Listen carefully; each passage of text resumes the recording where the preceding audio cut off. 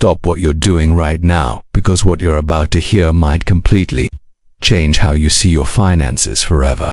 You wake up every morning, go to work, earn a decent paycheck, and still somehow end up with nothing left by month's end. You're not alone, and more importantly, you're not stupid. Millions of hard-working people around the world are stuck in this exact same trap, and it's getting worse every single year. By the end of this story, you'll understand exactly why good income doesn't automatically mean financial security and what to do about it. If this sounds like your life, please subscribe so you never miss content that could genuinely transform your financial future. More than 60% of Americans, including many earning over $100,000 annually, reported living paycheck to paycheck in recent surveys. Read that again slowly. Credit card debt in the United States has surged to a record $1.13 trillion, according to Federal Reserve data, with delinquency rates also rising sharply. That means more consumers are not only borrowing more, they're struggling harder to keep up with payments each month. Recent Federal Reserve findings show that 27% of American adults said they were either just getting by or finding it difficult to get by. This isn't a story about lazy people or poor spenders. This is a story about a broken financial system that most people were never taught to navigate. Let's start with the most dangerous financial disease most people don't even have a name for: lifestyle inflation. When income rises, spending tends to rise with it. Economists call this lifestyle inflation. A promotion leads to a nicer apartment. A bonus justifies a better car. A salary increase makes frequent dining out feel perfectly reasonable. It feels like a reward for hard work, but it's actually a financial trap dressed up as success. Instead of financial freedom, higher income often produces higher fixed expenses. Without intentional restraint, income growth simply does not translate into wealth growth. You earn more, you spend more, and the gap between your income and your wealth stays exactly the same or gets worse. One economist noted that for higher income households living paycheck to paycheck, lifestyle creep is often the main driver. You bought a house, you bought a couple of cars, and before you know it, all your money is going out to bills. This is one of the most honest and painful admissions in modern finance. Now let's talk about the invisible thief silently robbing your paycheck every single month: the cost of living. As of early 2026, the overall U.S. inflation rate stood at 2.4%, and housing price increases alone accounted for 3/5 of that overall inflation figure. Your rent isn't just going up. Your grocery bill, your insurance, your utilities, everything is quietly eating into what used to be your breathing room. After-tax wages increased about 2% for middle-income consumers, while the inflation rate sat at 3%, meaning real purchasing power is actually falling, not rising. Think about that for a second. One economist put it bluntly: if your bills are increasing by $300, but you're only making $100 more, how are you supposed to keep up with that? You can't, and that's the point. Prices are up almost 21% since the pandemic first began in February 2020, requiring an extra $210 per every $1,000 someone used to spend on the items they both want and need. Your paycheck might look bigger on paper, but in real purchasing terms, it's buying less than it did 5 years ago. Now let's talk about one of the most suffocating financial burdens crushing working people in 2026, the housing crisis. Home values have more than doubled since the year 2000 on average, with many areas seeing price growth well above 200%. While real per capita incomes have risen only modestly over that same period, that gap between home prices and income isn't closing. It's growing wider every single year. Owning a median-priced home now consumes a staggering 47.7% of the median household's income, dramatically above the 30% threshold traditionally considered affordable. To put that in plain language, almost half of what a typical family earns every month goes directly toward the roof over their heads. There were 43.5 million households classified as housing cost-burdened in 2024. Dedicating more than 30% of their monthly income to housing costs, a record high for the fourth year in a row. Even more alarming, 21.6 million households were spending more than half their entire income on housing alone, leaving almost nothing for everything else. Median home prices are now 6 times the median income, up from 4 to 5 times what they were just 2 decades ago. For an entire generation of workers, homeownership, once the foundation of the American path to wealth, has effectively been taken off the table. The combination of student debt, wage stagnation, and the housing crisis acts as a systemic filter, accelerating the widening wealth gap between younger and older generations. Older generations benefited from lower relative housing costs during their prime earning years, allowing them to accumulate significant home equity and long-term wealth. Younger workers today are disproportionately burdened with high debt and soaring rental costs, being blocked from acquiring those same foundational financial assets. Here's where things get psychologically messy. Psychologist Leon Festinger's social comparison theory suggests that people evaluate themselves relative to others. In the age of social media, this effect is dramatically amplified. Vacations, cars, watches, and homes are no longer private milestones, they are public benchmarks. You scroll through Instagram and suddenly your perfectly decent life feels inadequate. Many high earners are not trying to be reckless. They are simply trying to keep up. But wealth is built quietly. Status is displayed loudly. The two rarely coexist. Social media has created a generation of people who spend real money to project a fake financial image to people they barely know. The pressure to look like you're doing fine when you're absolutely not is real, and it's toxic. Financial struggle has become this shameful secret that everyone's dealing with but nobody wants to admit. The result: people take on debt to fund appearances, then feel ashamed about the debt, then spend more to feel better, and the cycle never ends. Let's talk about debt, because this is where many financially comfortable people quietly begin to drown. Total U.S. household debt has reached record highs in recent years, according to Federal Reserve data. High earners often qualify for larger loans, which means they can afford more debt, not necessarily more financial security. The bank approves you for more because you earn more, but a bigger loan is not a reward, it's a bigger chain. Research findings show that nearly 2/3 of U.S. households now say they struggle to make ends meet between paydays, squeezed by high costs for essentials and slower wage growth.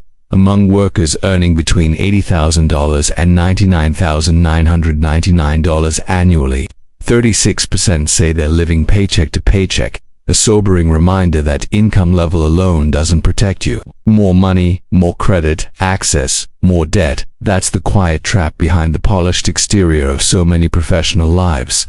The combination of record debt, sky-high interest rates, and stubborn inflation has resulted in many Americans' financial margin of error shrinking to virtually zero.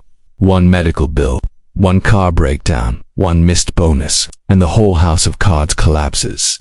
Here is something that almost nobody is willing to say out loud. The tax system is not built to benefit the people who work hardest. Wages face heavier taxation than capital income, even though wages are what ordinary working people earn, and capital income is what the wealthy earn. According to researchers, the highest effective marginal income tax rates on wages can exceed 40%, while much business income is taxed below 30% and investment gains are taxed well below that. Warren Buffett famously admitted he pays a lower effective tax rate than his own secretary, not because of any loophole, but because the system is designed that way. In 1971, middle-class Americans made up 61% of the population. By 2023, that number had fallen to just 51%, with both lower-income and upper-income groups growing as the middle steadily shrank. The top 1% of households doubled their share of national income from 9% in 1979 to 18% in 2022, while the middle class steadily lost ground over those same 4 decades. For those in the highest earning 0.1%, average income after taxes and transfers grew more than 7-fold since 1979, while typical workers saw modest gains that barely kept pace with inflation. Meanwhile, middle-class families in some of the least tax-friendly states spend as much as 13% of their annual income on state taxes alone before federal taxes are even counted. The average middle-class household carries approximately $490,000 in total wealth, including homes and retirement accounts, but most of that wealth is illiquid, meaning it can't pay today's bills. The system rewards those who earn through capital. It penalizes those who earn through work. And most working people have no idea this imbalance even exists. Now let's address the elephant in the room that almost no one talks about honestly: financial illiteracy. Research shows that us adults correctly answer just 49% of basic personal finance questions, roughly the same level as nearly a decade ago, meaning almost no progress has been made. Schools teach algebra and history, but they don't teach compound interest, tax strategy, or how to build an investment portfolio. Only 29% of adults say they took a personal finance course in high school, meaning the vast majority of people enter adulthood without any formal financial training whatsoever. Financial illiteracy costs the average American approximately $1,015 per year. On a national scale, poor financial knowledge costs U.S. adults an estimated $243 billion annually, draining consumer wealth and deepening cycles of financial hardship. That's not a small number. That's real money leaking out of real wallets because of missing knowledge, not missing income. Research consistently shows that adults with very low financial literacy are twice as likely to be debt-constrained and 3 times more likely to be financially fragile compared to those with very high financial literacy. Knowledge is literally the difference between financial freedom and financial fragility. There's another trap pulling millions of people underwater: the subscription economy and invisible spending leaks. You haven't watched that streaming service in over 2 months, and you've started using a different music app, yet you're still paying for both. Keeping track of subscriptions you're not using is one of the simplest ways to stop financial bleeding. Small charges feel harmless until you add them all up at the end of the month. Small financial decisions made throughout the month can quietly absorb large amounts of income. Individually, these purchases may seem completely reasonable, but over time they create significant and often unnoticed financial pressure. A $15 streaming service, a $12 gym you never visit, a $9 app you forgot about, a daily $7 coffee. These aren't luxuries, they're leaks. Most people don't know what they're spending until the card balance hits its limit.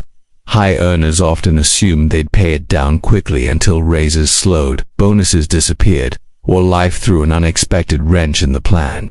Without tracking your money, you're essentially driving blindfolded and wondering why you keep crashing. Now let's discuss one of the most heartbreaking patterns in personal finance: not investing at all, or investing emotionally at the wrong times. Long-running behavioral finance research consistently shows that the average investor underperforms market indices, not because markets fail, but because investors buy and sell at emotionally driven wrong times. People panic sell when markets drop and buy enthusiastically when everything is already overpriced. It's the exact opposite of smart investing. A lot of people think they only need to start investing if they have copious amounts of money coming in. They believe investing is only for the extremely wealthy, but in reality, investing can and should be done by everyone. The longer you wait to invest, the more time and compounding interest you're giving away for free. The S&P 500 has historically delivered strong long-term returns despite recessions, crashes, and geopolitical crises. Time smooths volatility.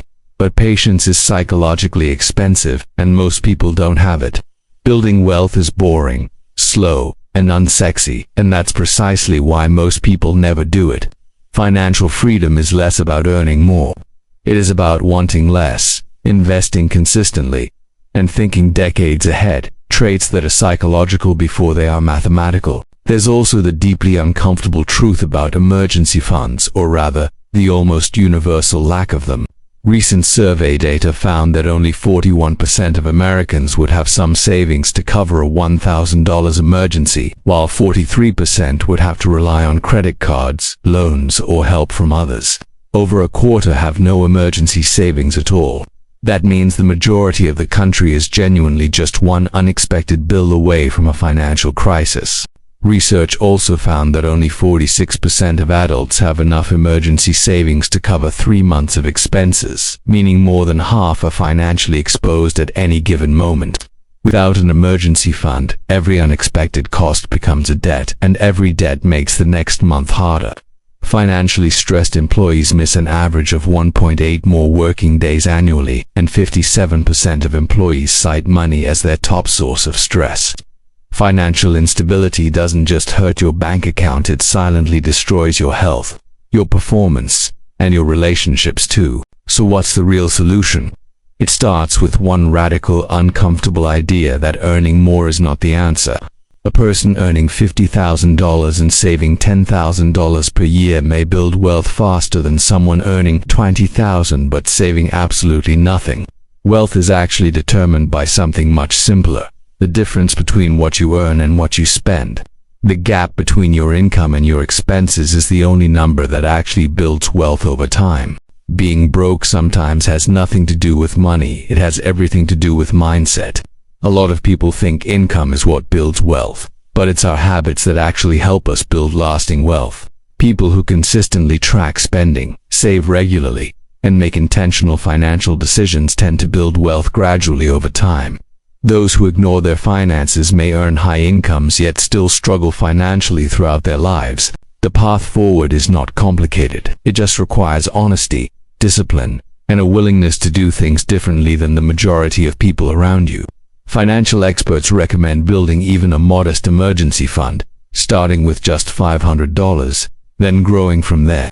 They also recommend tackling high-interest credit cards before lower-rate loans, and automating savings transfers even if it's only $20 per paycheck. Once the emergency fund is in place, every extra dollar should be directed toward either eliminating high-interest debt or investing in low-cost, index funds that grow quietly in the background over time.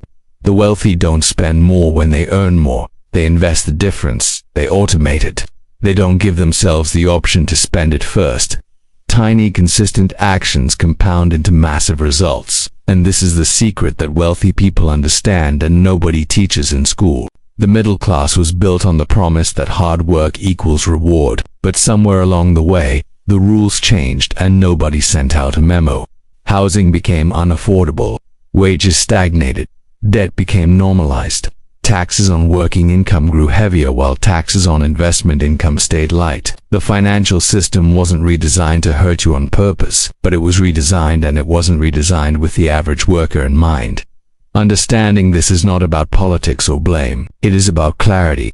You cannot win a game you don't understand the rules of. In 2026, the financial system is not designed to help you become wealthy. It is designed to keep you spending, borrowing, comparing, and staying exactly where you are. But understanding the system is the first step to beating it. The next step isn't about budgeting harder or chasing some perfect money routine. It's about finally aligning your income with your values, your goals, and your real life. And it starts now before another year slips by with nothing changing. The people who escape the paycheck-to-paycheck cycle are not necessarily the highest earners in the room.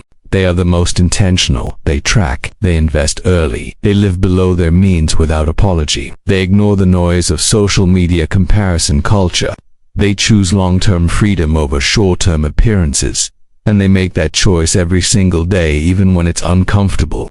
And slowly, quietly, they build something that most people with fancy jobs never will: actual financial freedom. Now, we want to hear from you.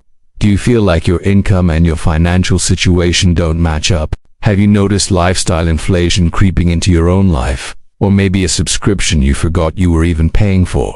Are you dealing with housing costs that eat up more of your paycheck than feels fair? Because if so, you are absolutely not alone in that struggle. Drop your honest thoughts in the comments below, because your experience might be exactly what someone else needs to read today to finally feel seen and understood. And if this story opened your eyes, if it made you think differently about your money even for a moment, then please subscribe. More stories like this are coming. The kind of financial truth that schools never taught you and that your employer definitely doesn't want you to know. Your financial future is not written yet. Subscribe, stay informed, and let's build it together.